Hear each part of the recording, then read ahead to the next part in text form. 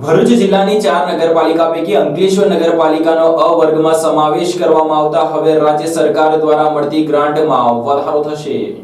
રાજ્ય સરકાર દ્વારા રાજ્યની તમામ નગરપાલિકાને તેની વસ્તી આધારે વર્ગીકૃત કરી ગત 10 માર્ચના રોજ એક પરિપત્ર જાહેર કરવામાં આવ્યો છે, જેમાં અ વર્ગની નગરપાલિકામાં 22 પાલિકાનો સમાવેશ કરવામાં આવ્યો છે, જેના માપદંડમાં અંકલેશ્વર પાલિકાની વસ્તી 1 લાખ ઉપરની હોવાનો અંદાજ મૂકવામાં આવ્યો છે અને તેના જાહેરનામા સાથે ગેજેટ બહાર પાડવામાં આવ્યું છે। અંકલેશ્વર પાલિકા બ વર્ગમાંથી હવે અ વર્ગમાં આવતા પાલિકા વિસ્તારમાં વિકાસના કામોની ગ્રાન્ટ મળશે। મુખ્યમંત્રી શહેરી વિકાસ સહિતની યોજનાઓમાં રાજ્ય સરકાર દ્વારા અપાતી ગ્રાન્ટમાં વધારો કરવામાં આવશે, જેનાથી વિકાસના કામો સરળતાથી થઈ શકશે। આ ઉપરાંત મહેકમમાં પણ વધારો થશે અને કર્મચારીઓના પગારમાં પણ વધારો કરવામાં આવશે, જેનાથી સરળતાથી વિકાસના કામો કરી શકાશે। આ અંગે નગર સેવા સદનના ચીફ ઓફિસર કેશવ કોલડિયાએ જણાવ્યું હતું કે વસ્તીના ધોરણે બ વર્ગમાંથી અંકલેશ્વર પાલિકાને અ વર્ગમાં અપગ્રેડ કરવામાં આવી છે, જેને લઈ અંકલેશ્વર પાલિકા વિસ્તારમાં ફાયદો થશે, ગ્રાન્ટમાં વધારો તેમજ સરકારની નવીનતમ યોજનાઓનો લાભ મળશે। અત્રે ઉલ્લેખનીય છે કે ભરૂચ જિલ્લામાં આવેલી તમામ 4 નગરપાલિકાઓ પૈકી ભરૂચ અને અંકલેશ્વર અ વર્ગમાં તેમજ જંબુસર બ વર્ગ અને આમોદ નગરપાલિકાનો ડ વર્ગમાં સમાવેશ કરવામાં આવ્યો છે। પહેલા માત્ર ભરૂચ નગરપાલિકા જ અ વર્ગમાં સમાવિષ્ટ હતી।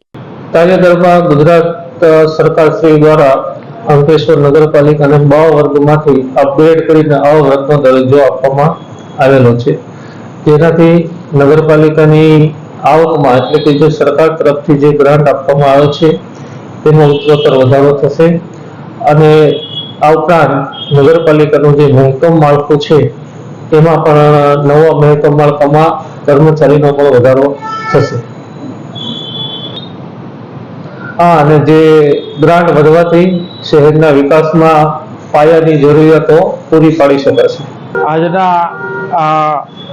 પવિત્ર પાવન પર્વ હોળીની અંકલેશ્વર શહેરના તમામ લોકોને શુભકામના। એની સાથે સાથે આજના આ પર્વના દિવસે એક સત્તાવાર માહિતી મુજબ જે અંકલેશ્વર નગરપાલિકા બ વર્ગમાં આવતી હતી એને અ વર્ગમાં એટલે એ કેટેગરીમાં લીધી છે। એ જાણીને નગરપાલિકાના માજી પ્રમુખ તેમજ માજી સદસ્ય તરીકે એક આનંદની લાગણી અનુભવું છું અને શહેરીજનોને આ બાબતે અ વર્ગના નગરપાલિકામાં પરિવર્તન થવા માટે અભિનંદન પાઠવું। પણ સાથે સાથે ખેદ સાથે એક વસ્તુ એ કહેવી પડે છે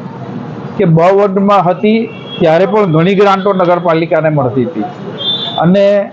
જે તે શાસકો છેલ્લા 10 વર્ષથી છે એ લોકોએ ઘણી જાતના બંગલા ફૂક્યા કે આખા શહેરને સીસીટીવીમાં પરિવર્તિત કરી દેશું, ઇલેક્ટ્રિફિકેશનમાં એને આગળ લઈ જશું અને રોડ રસ્તાની બાબતોમાં આપણે જોઈએ છે તો ઘણી જગ્યાએ એવું લાગે છે કે કંઈ જ નથી થયું અને એ ગ્રાન્ટનો ઉપયોગ ક્યાં થયો હોય, શું થયો હોય, કેવી રીતે થયો હોય એ ઉપરવાળો જાણે ને શાસકો જાણે। સાથે સાથે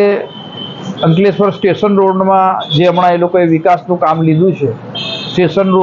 સ્ટેશનનો રસ્તો તમે આજે નરી આંખે જોઈ શકો છો, ડામર રોડ કે જરા પણ ખામીવાળો નથી ને $1,00,000-2 લાખના ખર્ચે વ્યવસ્થિત થઈ જાય એવો છે અને આજુબાજુના દબાણો હટાવ્યા વગર ત્યાં એ લોકો જો એમ કહે છે કે અમે આ ફલાણું કરશું ને એને એક મોડેલ તરીકે